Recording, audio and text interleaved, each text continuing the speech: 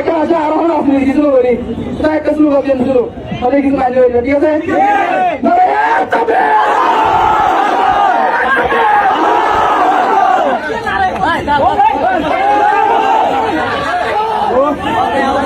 Football টুর্নামেন্টের খেলা শেষে খেলার বিজয়ী হওয়ার পরে কোনো একটা খেলোয়াড় হচ্ছে লিল্লাহে তাকবীর দিচ্ছে যখন কয়েকবার দেওয়ার পরে পাশ থেকে কোনো একটা নেতাই হবে, নেতা ছাড়া তো সাধারণ পাবলিক হলে তো এটা নিষেধ করার কথা না, কোনো একটা দলের নেতা সেই তাকবীর দেওয়াতে বাধা দিচ্ছে।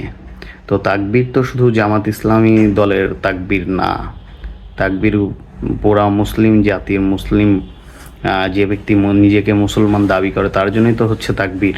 তার জন্য জায়েজ বা তার জন্য যখন ইল্লাহে তাকবীর বলা হবে বা নারায়ে তাকবীর বলা হবে তার জন্য হচ্ছে ফরজ হয়ে যায় আল্লাহু আকবার বলা।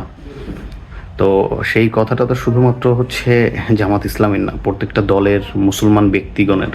তো এখানে বাধা দেওয়াটা কি অন্যায় না? আর এর বিচার কেউ করতে পারবে না।